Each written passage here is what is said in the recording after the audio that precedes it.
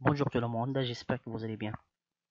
Comme vous l'avez tous entendu, le confinement est prolongé. Du coup, on ne sait jamais comment ça sera la reprise. Est-ce que vous allez passer directement les contrôles et l'évaluation, ou bien est-ce qu'il y aura encore assez de temps pour faire les deux, pour faire les cours et après passer au contrôle. Alors, je vous demande de prendre au sérieux ce que nous allons faire et ce que nous allons encore faire à travers ces cours à distance. Voilà. Pour l'activité d'aujourd'hui, je vais voir avec vous les expressions de conséquences. C'est l'une des dernières cours de langue. L'objectif de cette activité, l'objectif de cette activité, c'est exprimer correctement la conséquence en utilisant des différentes expressions. Alors, d'abord, je commence par une définition. La subordonnée de conséquence, ou bien dite consécutive, est une proposition qui assume la fonction de complément circonstanciel de conséquence du verbe principal dont elle dépend et avec lequel elle établit un rapport logique. Donc voilà, il y a un rapport logique entre la proposition principale et la proposition subordonnée. Voilà, prenons cet exemple. Il a sonné, vous pouvez sortir. Donc, vous l'avez le remarqué que contre ces deux propositions, voilà la proposition principale et la sonnette, la proposition subordonnée, vous pouvez sortir. Il y a un rapport logique. Donc, il a sonné, donc vous pouvez sortir. Donc voilà, donc vous pouvez sortir, c'est le résultat. Ou bien on dit c'est la conséquence du fait qu'elle a sonné. Donc, le rapport, elle est exprimée par cette expression. Donc,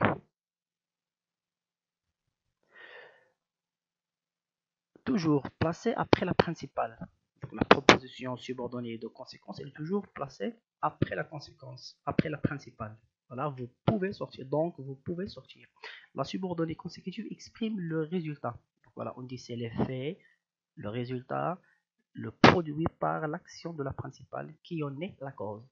Donc, toujours il y a, on peut toujours passer de la conséquence à la cause, ou bien de la cause à la conséquence. Je peux dire, il a sonné, donc vous pouvez sortir. Dans ce cas-là, j'ai exprimé la conséquence. Ou bien je peux dire, vous pouvez sortir car, ou bien parce qu'il a sonné. Donc ici, j'ai exprimé la cause.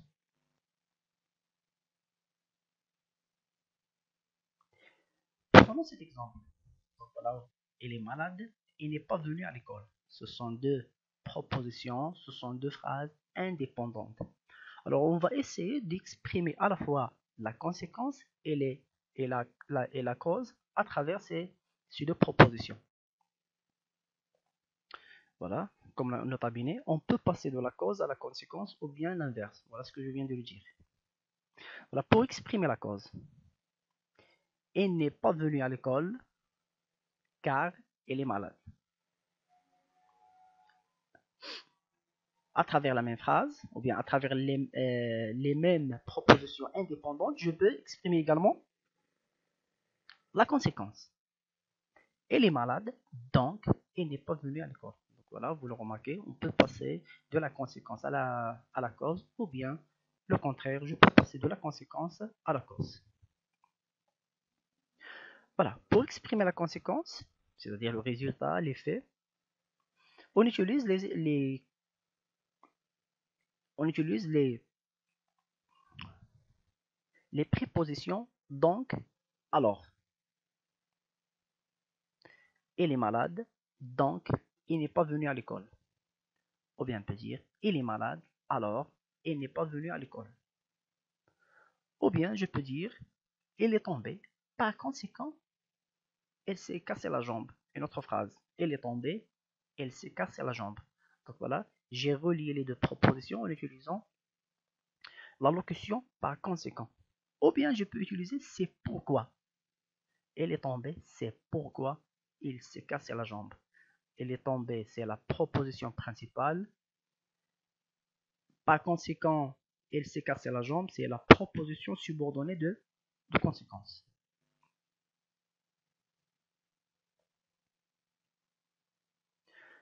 à retenir. Voilà ce qu'il faut retenir.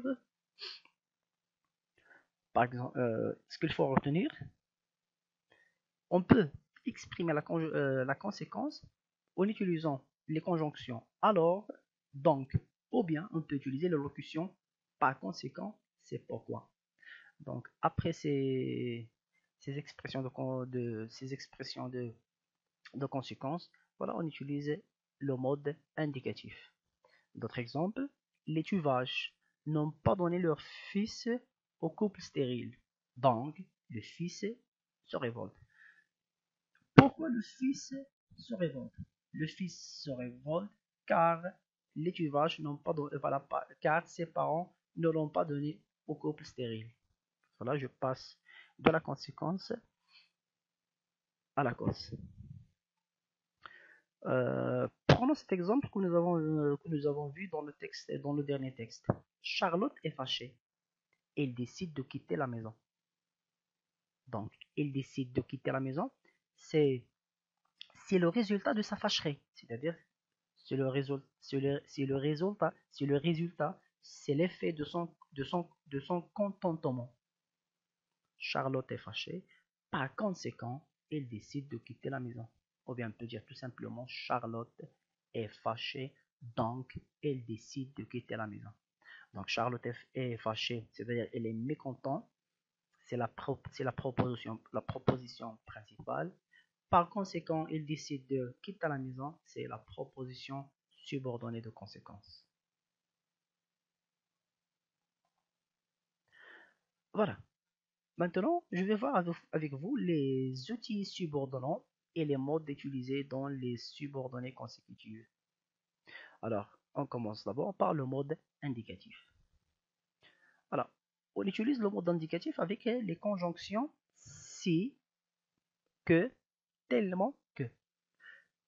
Voilà, remarquez bien, si, il est toujours suivi d'un adjectif plus que. La même chose, tellement plus un adjectif plus que. Voilà. Essayons de relier les deux propositions ou bien les deux phrases indépendantes en utilisant si, que ou bien tellement que. La phrase il est fatigué, il ne peut plus travailler. Voilà, c'est la proposition principale. Voilà la proposition subordonnée. Voilà la cause, il est fatigué. Voilà la conséquence, il ne peut plus travailler. Alors, si plus l'adjectif. D'abord, je vais chercher où est l'adjectif dans cette phrase. L'adjectif, c'est fatigué. Alors, donc, je vais l'entourer. Donc, si, ici, que, ici. Donc, la phrase sera comme suivant. Elle est si fatiguée, l'adjectif. Voilà. Et j'ajoute la deuxième partie de la phrase, qu'il ne peut plus travailler. Ou bien, la même chose, ils ont le même sens et la même structure. Tellement, c'est si. Elle est tellement fatiguée qu'il ne peut plus travailler.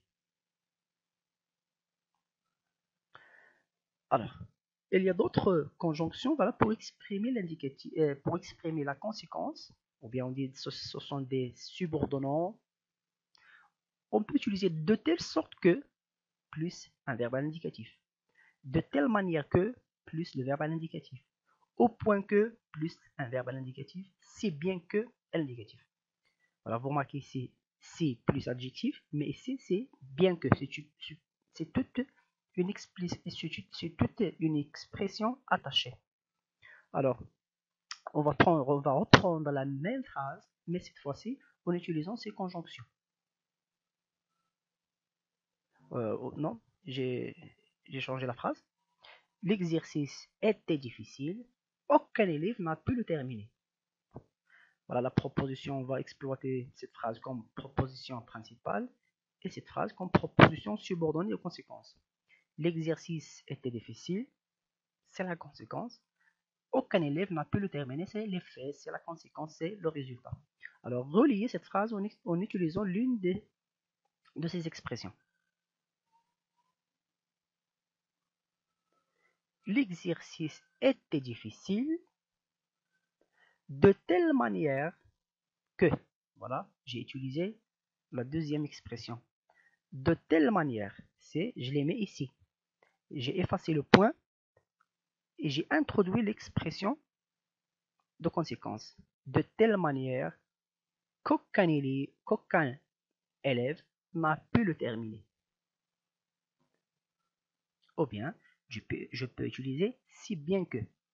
L'exercice était difficile, si bien que aucun élève n'a pu le terminer.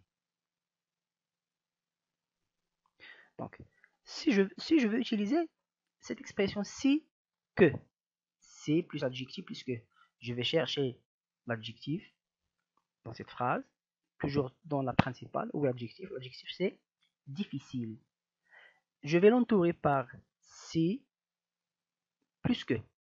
Alors qu'est-ce que je vais dire? L'exercice était si difficile qu'aucun élève n'a pu le terminer.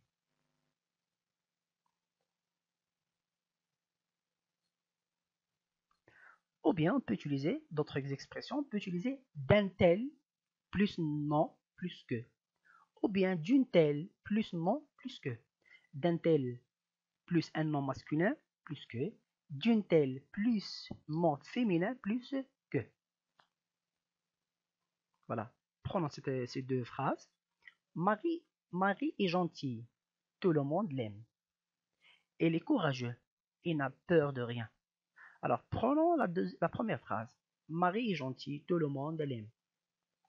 On va la relier avec d'un tel plus non plus que.